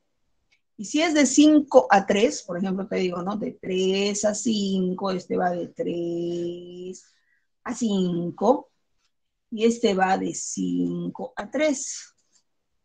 Quiere decir que si en esta cadena los carbones que se van a unir, ¿no? Esos nucleótidos que se unen por medio del carbono 3 con el carbono 5 del otro nucleótido, en este caso, pues del carbono 5 al carbono 3. Y es que estas cadenas son antiparalelas. O sea, profe, no puede ser 3, 5, 3, 5, no puede ser así. Porque si no, si fueran así, entonces no serían complementarias. Usted va a ver acá, por ejemplo, ¿no? Adenina, guanina pueden estar acá en un nucleótido. Pero fíjate al otro lado. Si aquí está guanina, al otro lado tiene que estar citosina. Si aquí está adenina, al otro lado tiene que haber timina. Porque eso obedece a la famosa ley de Chargaff establecida en 1950, donde él observa que las moléculas de adenina son equivalentes a las moléculas de timina. O sea, que si en un individuo se encuentra que hay 20% de adenina, también debe haber 20% de timina, y hacen el 40%. Y el otro 60% tiene que ser 30% de guanina y 30% de citosina. Entonces tiene que haber una proporcionalidad. Esa es la regla de o ley de Chargaff. ¿Ok? Adeninas con timinas y guaninas con citosinas. Otro detalle es que estas bases nitrogenadas, cuando se juntan, ¿no? Este nucleótido con este nucleótido se unen por medio de las bases nitrogenadas, ¿ya? Y para ello necesitan los enlaces puente de hidrógeno. Resulta que entre adenina y timina hay 2 enlaces puente de hidrógeno y entre guanina y citosina hay 3 enlaces puente de hidrógeno. Esa regla no te olvides, ¿ya? ¿Qué más no debemos olvidar? Que el modelo doble hélice del ADN fue establecido por varios personajes, ¿no? Primero, tenemos a Maurice Wilkins y Rosalind Franklin estableciendo esta secuencia, ¿no? Ellos se dieron cuenta de que había una distancia de 3.4 Armstrong entre estos nucleótidos y que estos nucleótidos se repetían cada 34 nanómetros, ¿no? De longitud. ¿Ya? Entonces establecieron esa secuencia. Y ellos, mediante microfotografías de difracción con rayos X, observaron pues esta estructura. Esta microfotografía, Maurice Wilkins se las pasa a sus amigos James Watson y Francis Crick. Y ellos, mirando esa microfotografía, establecen el modelo mosaico fluido, el modelo de la doble hélice del ADN, donde queda claro que las bases nitrogenadas deben ir hacia adentro, mientras que el azúcar y los fosfatos van hacia afuera, como has visto acá, ¿no? El azúcar y el fosfato está hacia afuera, mientras que las bases nitrogenadas están hacia adentro. ¿Ok? Ese es el modelo de la doble hélice establecido por James Watson y Francis Crick, gracias a la microfotografía proporcionada por Maurice Wilkins, sin autorización de Rosalind Franklin. Y en el año 1953, Wilkins, Watson y Crick ganaron el premio Nobel. Post-mortem recién se dio la mención a Rosalind Franklin. Entonces, el ADN está formado por 2 cadenas de polinucleótidos en dirección antiparalela que giran en un enlace o que giran sobre un eje, digamos, imaginario. ¿Okay? Ahora, ¿por qué es importante el ADN? Bueno, pues hablemos de algunas aplicaciones con respecto al ADN para detectar marcadores biológicos y hallar individuos con alto riesgo de padecer determinadas afecciones. Se hace el análisis, ¿no? Se hace un estudio y si se encuentra pues un alto riesgo, entonces el paciente tendrá que establecer ciertas medidas en cuanto a su alimentación, en cuanto a su modo de vida, para evitar pues tener la enfermedad. Y algo importante pues del ADN es que permitió elaborar precisamente el mapa completo del genoma humano. Y también podemos utilizarlos, obviamente, en las famosas pruebas de paternidad. Ahí está. También podemos utilizar en ingeniería genética para el mejoramiento oportuno de los animales, así como también en el tema de las plantas transgénicas, ¿ya? O alimentos transgénicos. Por ejemplo, mira, acá tenemos al silvestre, el ancestro silvestre del plátano, ¿es así? Pero bueno, ya se hizo un tema de mejoramiento y obtuvimos este plátano moderno, que es una variedad que le llamamos la variedad Cavendish, que es el plátano de seda, ¿no? Que a la mayoría les agrada. Un ejercicio dice así.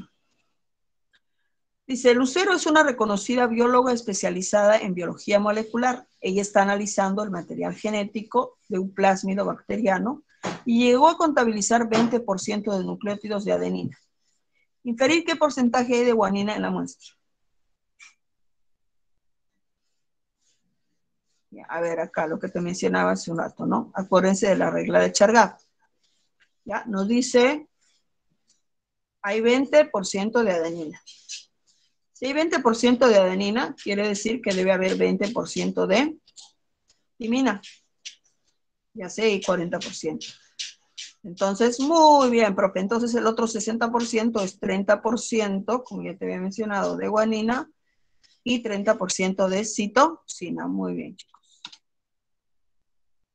No es característico del ADN contener los genes, 2 filas complementarias, La citosina se une con la guanina, bases pirimídicas como la adenina, forma los centriolos. A ver.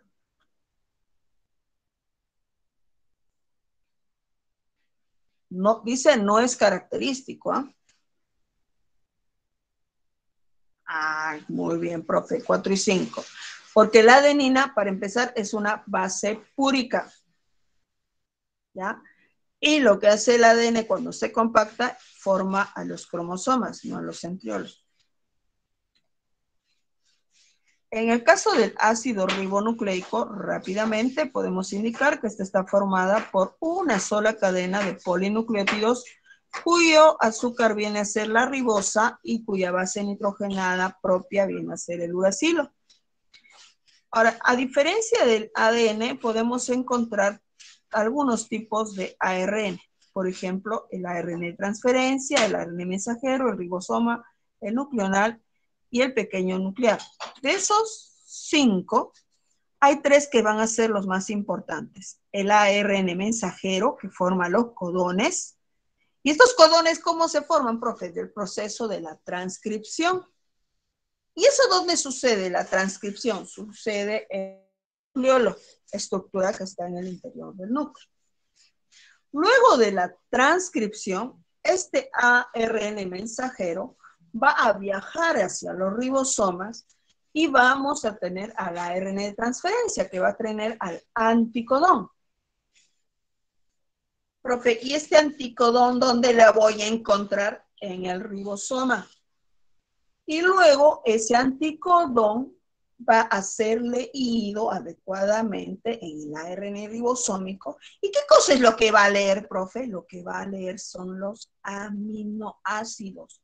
Y ustedes saben que los aminoácidos, cuando se juntan por medio del enlace peptídico, formarán los polinucleótidos. Y si hay polinucleótidos, por ejemplo, de cadena simple, que se unen a otro polinucleótido de cadena simple, o a cadenas triples, ¿no? Y entonces pueden formar a las diferentes proteínas. Entonces, por eso hemos mencionado que el ARN está vinculado a la síntesis de proteínas, gracias a estos 3 amigos.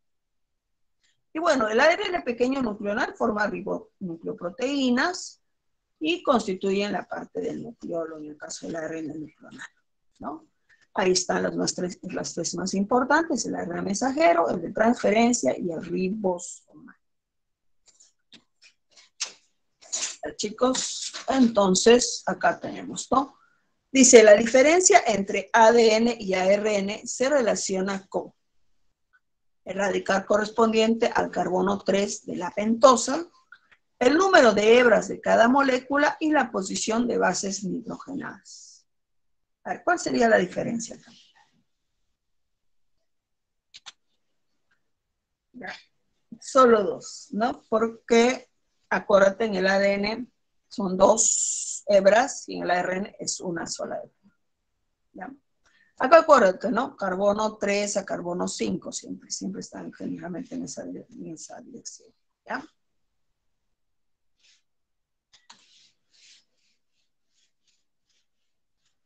Pregunta nuestra guía, la pregunta número 7, dice, relaciona entre la subunidad y el polímero. A ver, recuerda.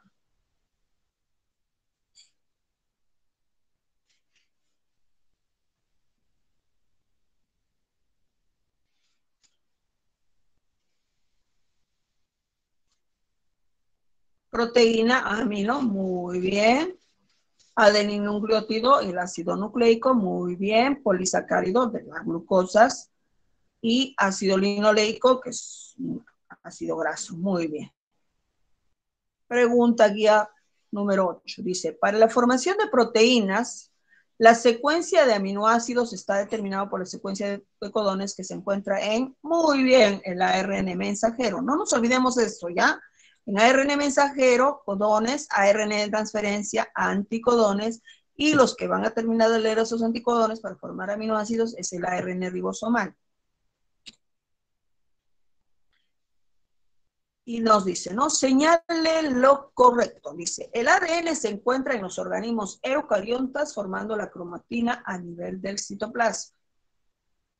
El azúcar que forma parte del ADN es la ribosa. Según el modelo alfa hélice, los nucleótidos de cadenas diferentes se unen por enlaces fosfodiéster. Acuérdense, si son cadenas diferentes, se unen por enlace puente de hidrógeno. ¿Ya? Al formarse el enlace fosfodiéster, se libera una molécula de agua. A ver, dice, el ARN tiene como función duplicarse para constituir el ADN y participar. En este caso, la última sería, ¿ya? Profe, ¿por qué dice acá? Cromatina a nivel citoplasma, ahí está. Acá es la desoxirribosa. Acá no se unen por enlaces diferentes, acá por enlaces fosfodiéster, sino por enlaces puente de hidrógeno. Cuando se forma un enlace fosfodiéster, que es juntar un nucleótido con otro nucleótido, ¿ya? Sí se libera una molécula de agua, Pafe, pero acá seguramente entre la 3 y la 4 te estás confundiendo. Date cuenta, ¿ya? Si yo tengo acá una base nitrogenada, vamos a poner ya, una base nitrogenada que se une al azúcar pentosa, y acá tenemos al grupo fosfato. ¿Ya? Entonces, acá tenemos a otra base nitrogenada, acá a su azúcar pentosa, y acá al grupo fosfato. ¿Ya? Entonces, este es un nucleótido y este es otro nucleótido. Entonces, estos nucleótidos se van a juntar precisamente utilizando a los grupos fosfatos, por eso se llama enlace fosfodiéster. Y cuando se produce el enlace fosfodiéster, sí se libera una molécula de agua. Pero acá la pregunta, o la 3, dice, según el modelo alfa hélice, los nucleótidos de cadenas diferentes. Quiere decir que si esta es una cadena, acá está la otra cadena con esos 3. ¿No? Entonces, estos se juntan, no recuerdo si es para afuera, solamente utilizando sus bases nitrogenadas, ¿ya? Y las bases nitrogenadas, recuerda que se juntan utilizando enlaces puente de hidrógeno, ¿ya? Y el ARN tiene como función duplicarse, no, quien se duplica o se replica es el ADN, es al revés. ¿No, chicos? Entonces, eso ha sido todo por hoy, muchísimas gracias. Les veo en el material para que ustedes lo vuelvan a revisar. ¿Ya, chicos? Les subo estos dos, el material y el video. ¿Ya, chicos? Nos vemos. Hasta luego.